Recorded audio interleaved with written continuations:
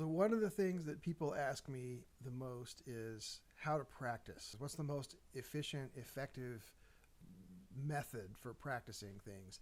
And there's no one right answer, but there are a couple of things that are going to help solve some problems and be more efficient ways to do things than other ways.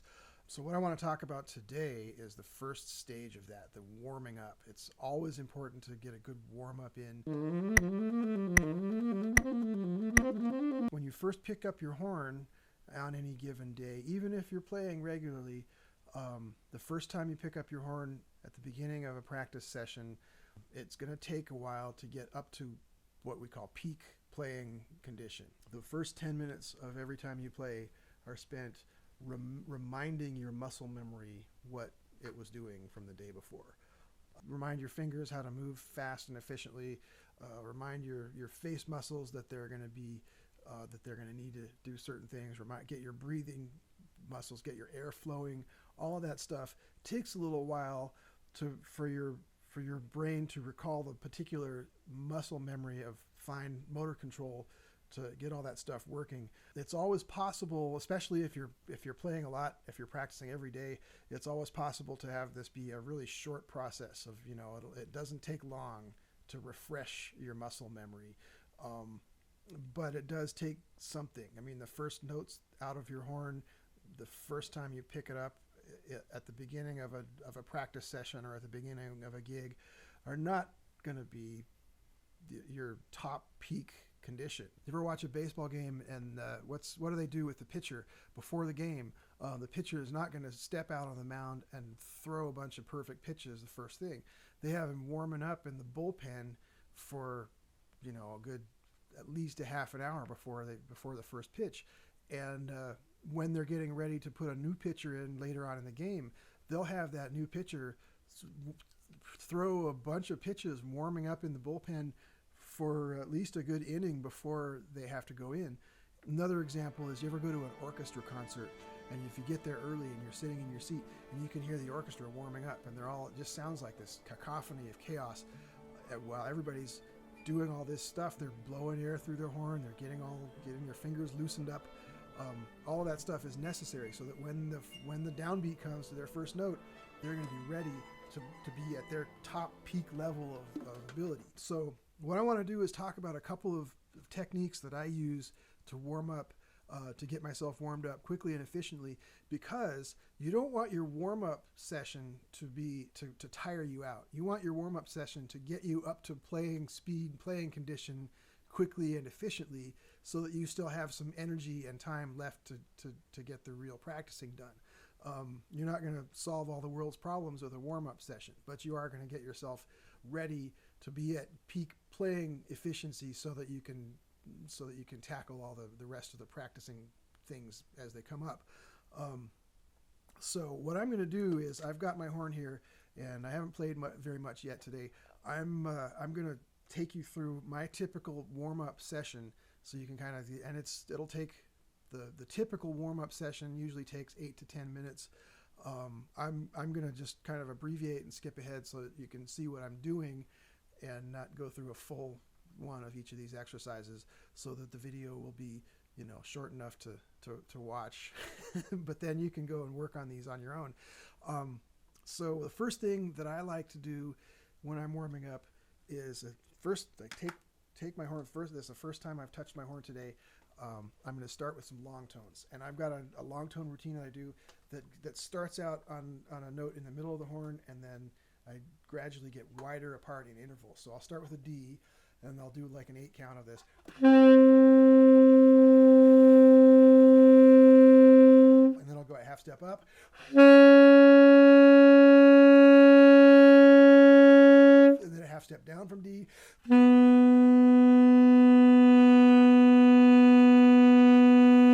And then a whole step up from D. Whole step down from D. So I'm gradually getting farther apart in intervals.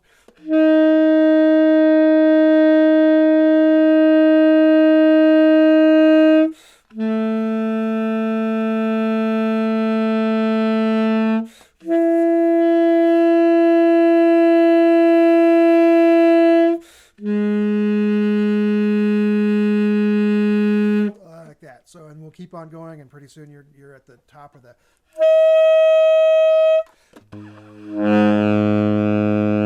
So you get there, and then you can go back and get closer and closer, and end up back on that D. I usually only do the heading out to the wide intervals, or I'll start with the wide intervals and work my way back towards the center. Either one of those are good. Next thing that I will do is a little quick tonguing exercise, and for this you need a metronome, and you want to set your metronome for something that's reasonable at first. So you want to like think about how fast can your tongue do 16th notes, and that's where you want to set your metronome to start. And if it ends up being ridiculously easy to do 16th notes at that tempo, then speed it up a little bit, because you want it to be the fastest that you can comfortably do it. So I'm going to set mine a little bit slower than I can comfortably do it right now, just to demonstrate this. But we're going to do a little exercise, and we can use the same long tone exercise. Start on D and then do the intervals. Do them, and we want to do quarter notes, and then eighth notes, and then triplets, and then 16th notes, and then a whole note, and then go on to the next note. So it'll be like this.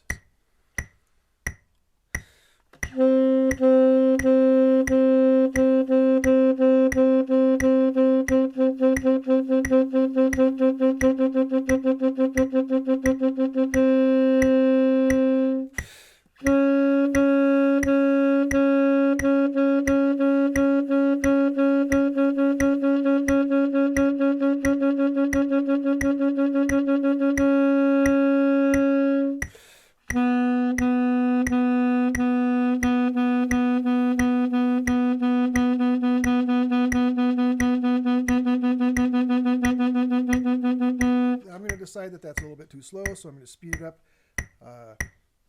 maybe about there, and then I'll do it, just pick up where I left off.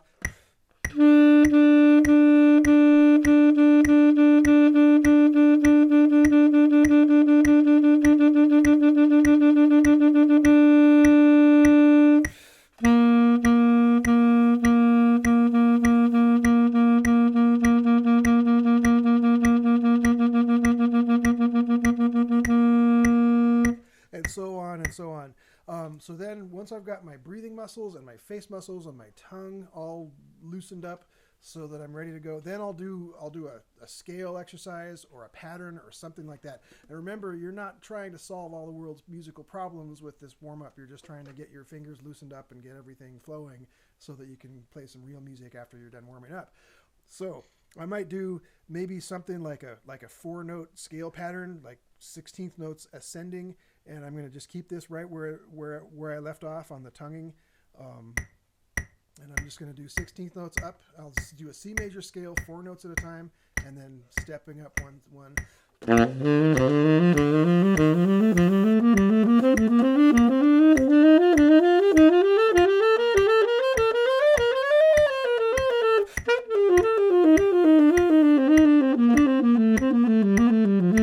And then I might go do that in a couple other keys. And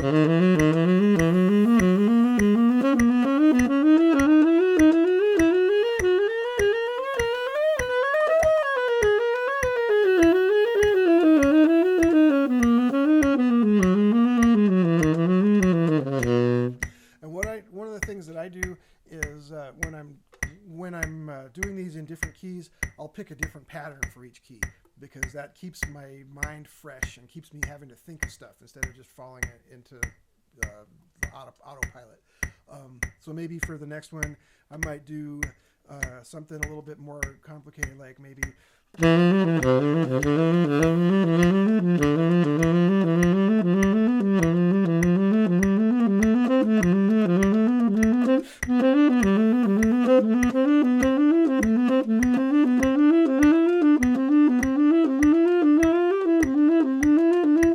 so on and so forth.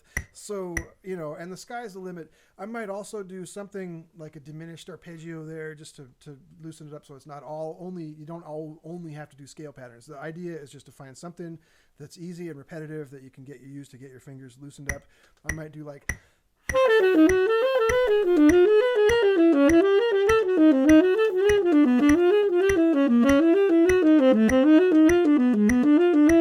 something like that. Just just to sort of get things all just ready to go. Now, another thing that I like to do is something that I call a stream of consciousness warm up. Now, this is mainly for jazz improvisers to do, but it works for everybody, and I recommend it because what this exercise is meant to get at your creative side of your mind. Instead of, we can practice scales and patterns and arpeggios and things like that. That's getting at the how-to of the technique of playing the instrument, but there's a lot more to music than just the technique of the instrument, right? So one of the things that I like to do, and I'll do this with my students sometimes, is to do a stream of consciousness pattern where we set a metronome, and then the only rule is you have to keep going, only stop to breathe, and every note should be different than the note before it. In other words, try not to repeat any notes twice in a row. And what this is doing is it's helping you think of the next note to play, so that when you're improvising, if you're in a real world jazz situation and you're improvising, you want to be able to keep coming up with fresh ideas. That's one of the things that we do when we improvise, right? So this is meant to sort of help cross that bridge and break out of the patterns and break out of the scales and everything else, and just come up with some fresh stuff to play. So I'm going to start with quarter notes, and I set my metronome down to 72 just to make it nice and easy and to demonstrate this. And so I'm going to play a series of quarter notes, and I'm not going to preconceive anything. I'm just going to play whatever note comes to mind next. So I'll start with it, just pick a note and start on it, and then play the next one and whatever comes to mind. And the only rule is try not to repeat any note twice in a row. So here we go with this.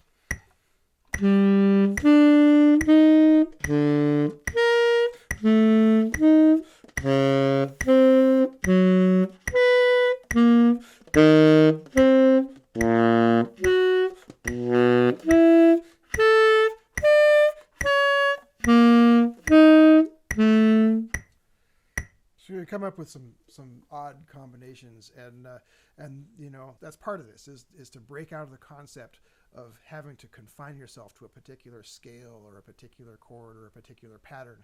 You want your mind to be free to think of the next new thing.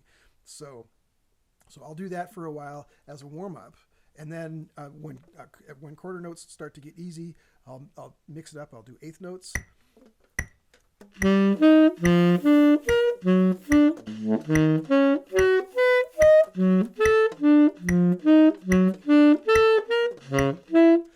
And I might catch myself coming back to certain patterns and kind of coming back to certain harmonies and certain tonalities.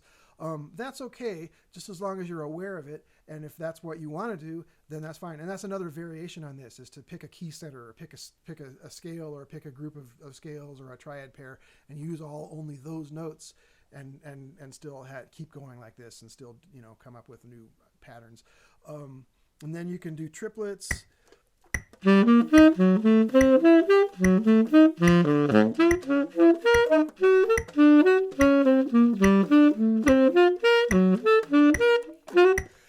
Those kind of things. And like I said, it doesn't have to be, you're not solving all the world's musical problems with this. You're just warming up and kind of getting your creative juices flowing, so to speak. So those are the four areas that I like to touch on warm-ups. The long tones to get the breathing and the face muscles engaged, the tonguing exercise, a scale pattern or arpeggio pattern to get your fingers loosened up, and then a stream of consciousness exercise to get your creative juices flowing, your creative process working. And once you do those, and again, just only set a timer, only spend about 10 minutes on this warm-up.